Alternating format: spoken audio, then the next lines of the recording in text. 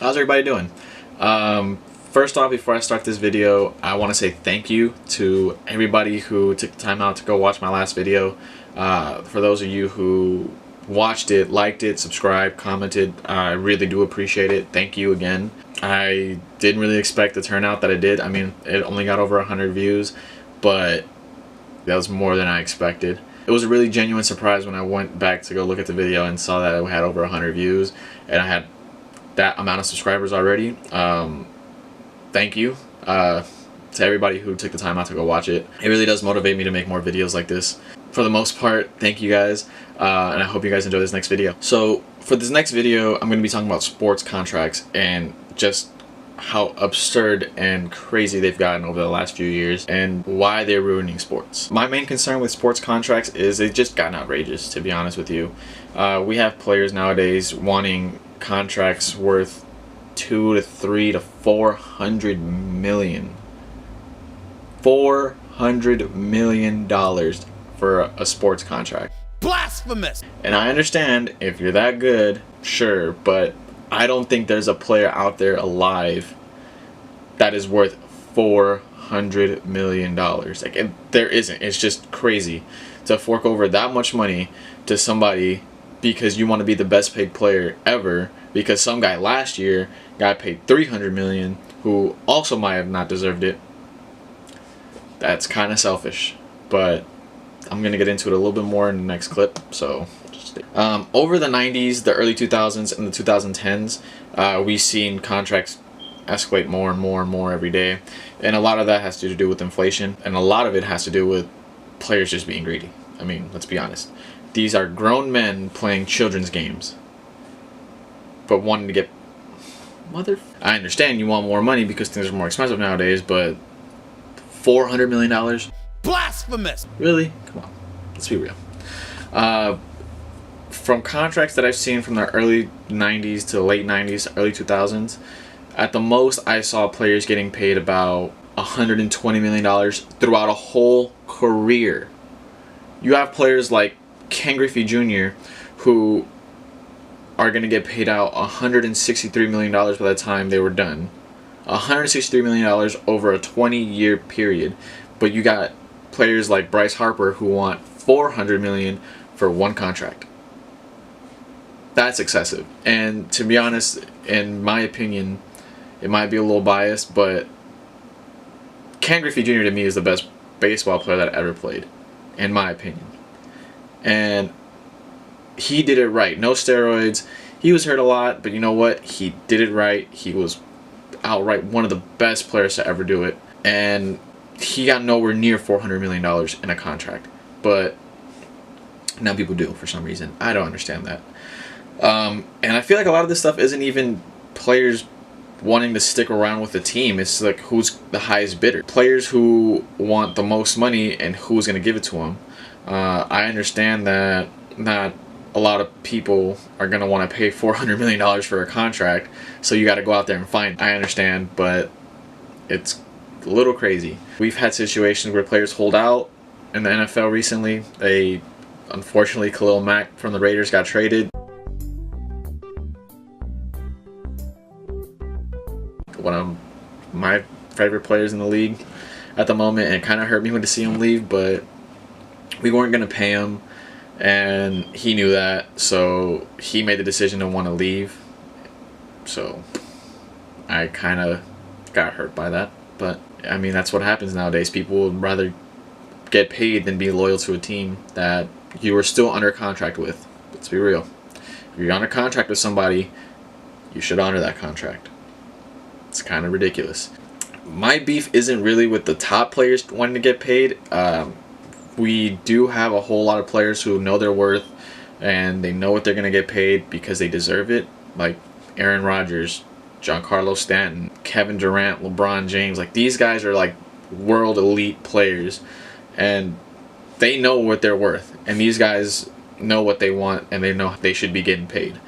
And I understand that. If you're world elite players, if you're like best of the best, the 1% in what you play, go right ahead. Do what you got to do to get paid. But there's a lot of these players who are riding the bench and who are backups and role players, and they're getting paid $6, $10, $15 million for what? You're sitting on the bench, but you're gonna get paid out $6 to 7, 10, $15 million. I don't understand that, to be honest. It's a little ridiculous because a lot of these players are just players who are signing 1-year deals, 2-year deals, and moving from team to team, whoever's going to pay them out. And I understand you're going to want to look for a job, you're going to want to go to who's offering, but to be demanding money like that is ridiculous if you're not a significant player. Bench players nowadays, players who sit at the very end of the bench, at the very back of the bus, are making $5 million a year. Like, to sit on a bench and you can make $5 million a year? Come on. I can do that. I could go sit on a bench for $5 million a year. I'll do that. Proudly. I will warm the bench up for you. Don't worry, I got you. It's astronomical, these numbers. It's just ridiculous. I don't understand how players feel they need to get paid this amount because they deserve it. To me, it's more like you're getting held for ransom. I'm going to leave your team and your fans are going to get mad at you if you don't pay me my money. So the owners are kind of like, well, you're the team's favorite player. You're the city's favorite player. I don't want the fans to get mad at me. I don't want them to kick me out. I'm going to have to pay it. And it's a sucker's play. I mean, it's unfortunate. They're getting held up for ransom, but they choose to pay it anyways. Another thing is these big franchise players, the players who are the face that runs the place, the players who sell the jerseys, who kids and adults come to go see every game. A lot of those guys, yeah, sure. Like, if you're the best player on your team and you're one of the best players in the league, yeah, go ahead. Make your money.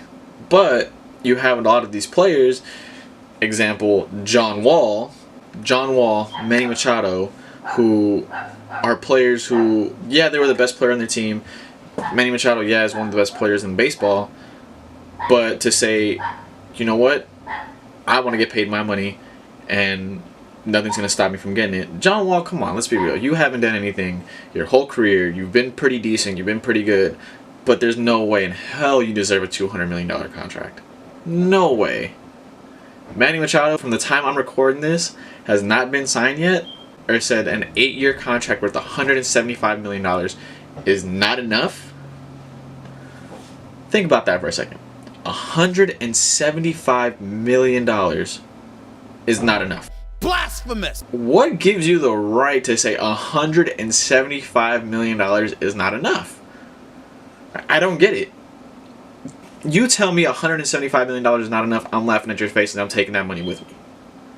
It's ridiculous. I don't get it at all. But I digress. I mean, players are going to want to demand their money and these owners are going to give it to them because they want that one player. But, like, sports is a team game. Yeah, you get one of the best players in the league, but what is that going to do when you're spending all your money on him and you have nobody else on your team because you spent all your money on this guy?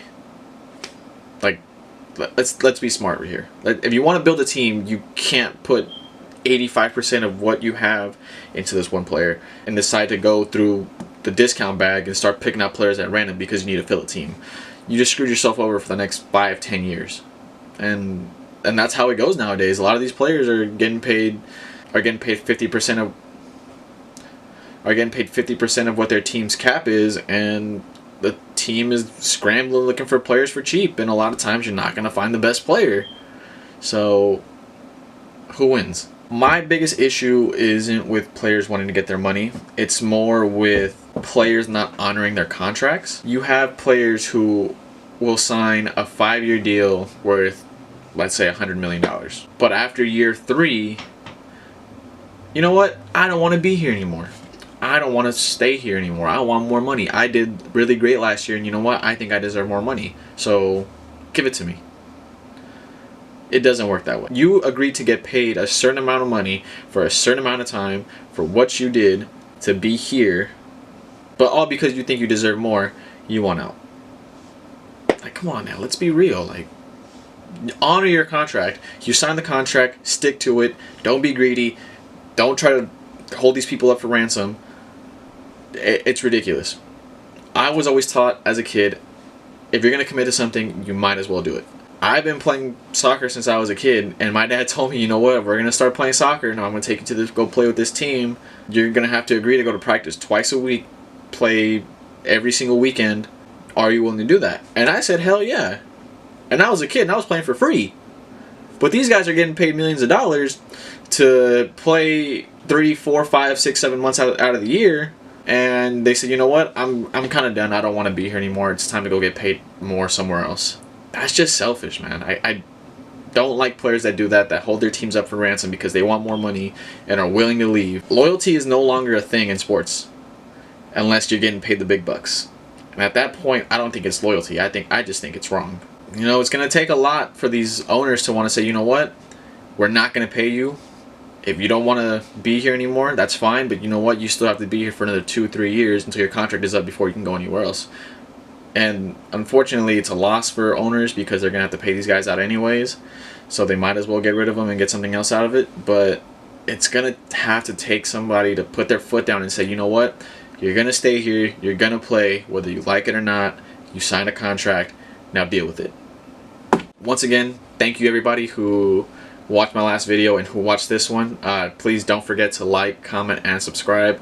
I will be leaving my social media links down below in the description. I also do have an email set up for this account in case if you guys have your own topics that you want me to talk about. I will be more than willing to look at them. Once again, thank you very much. I really do appreciate it. So thank you guys again. See you later.